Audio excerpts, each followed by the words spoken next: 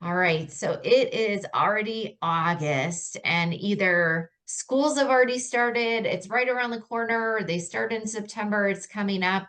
I've worked in the schools, private schools, public schools for over 10 years. I know you were in the school environment for over 2 decades, right? Over 20 Oh, years? yeah, Yeah. close to 30 years.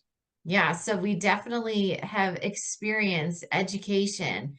So with school starting up, and I know, we get a break over the summer, we get excited, we've learned some new things that we want to implement, and anyone that is following the neurodiversity movement knows that there needs to be change when you're supporting autistic students. So I want to talk a little bit about what did you see as the biggest challenge for both self-contained teachers and gen ed teachers as it relates to autistic students? The biggest challenge is that autistics have auditory processing difficulties, and they need concrete language to understand what's being said. Mhm. And yet, how do you teach except by talking? And that is what is probably the most frustrating thing, is that autistics need time to process what's being said.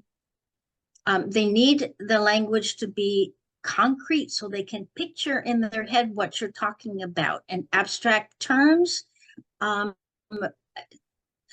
leave us befuddled because we can't understand what those terms and how you're using, in what context you're using those terms.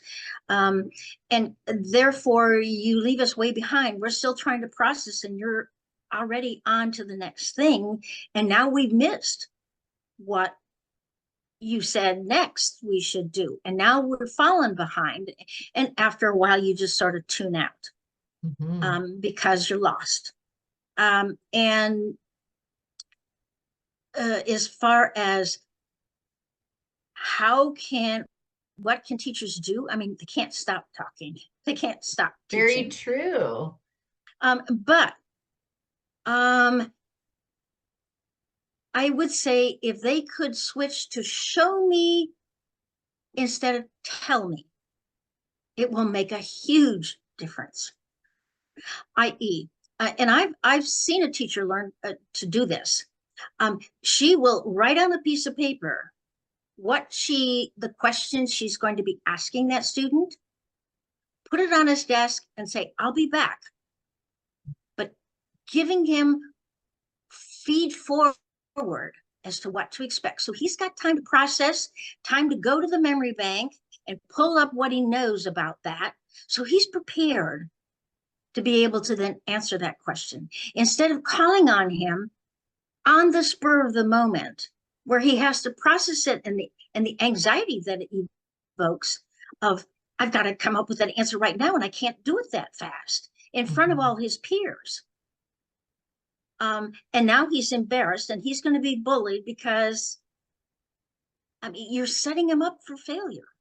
Mhm.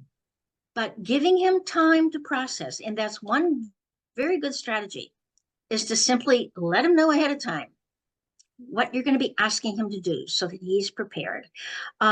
You might even have, for some of your level 2 or 3 autistics, a little flip chart on his desk that you can flip to. Okay, um, and I can use red, green, and yellow because they're all familiar with. Red means stop, yellow means get ready, green means it's time to start. Um, and you're going to be cueing him in. In other words, you might go walk by his desk and flip it to red, i.e., stop what you're doing. There's something new. I'm alerting you. And see, visual input is not as disruptive to us and upsetting to us as verbal. If you Mhm. come by and say, okay, stop what you're doing and listen, I'm like, oh, because now you're shifting me to the part of the brain that doesn't work as well as my visual. Mhm. So visually, you can cue me in as to what it is I should be doing. Same thing when the time is running out and I'm working on a project. You can flip it to yellow. I can see it and say, oh, I'm going to be running out of time. I need to get finished or ask for permission or whatever it is I need to do to get done. Using visuals, it can help instead of words, or at least in addition to words, help me feel much more comfortable and confident in my relationship with learning from you. And I can see that reducing so much anxiety. And you're right, knowing that that auditory processing part of the brain is a weaker part, you know, you even though I know we talked about giving that time to process, if you think about it, like those little strategies are gonna make a huge difference in so many areas. They're not going to be anxious. They're going to understand what you're asking for them.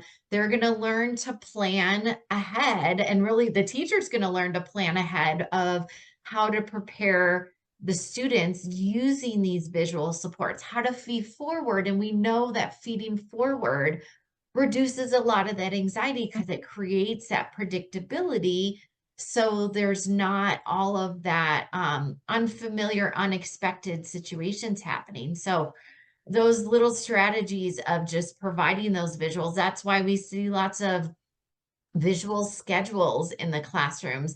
And I really like how you brought up, like, bring it to the student, because even though I've been in lots of classrooms where, oh yeah, there's the visual schedule, it's like, well, but if it's way over there, how Yeah. often does the student even recognize it? So I love that idea of like having it there on their desk. I usually recommend to even just like one of those paint stir sticks. You can put Velcro and put little visuals on that, because then they can have it wherever they are, whether it's at the desk or so I love those ideas of just the visual piece to prepare and help. And again, even like you're dealing with that anxiety, but what a great building of trust. Like that student is going to trust that teacher, that teacher understands their needs, and trusting that teacher is going to give them that processing time that creates so much anxiety if they're not allowed. I love that. Yeah. You feel understood and respected. Definitely. Awesome. That's an easy strategy, easy idea that teachers can implement right away when they start school this year. So thank you, Sue. Thank you, Stacy.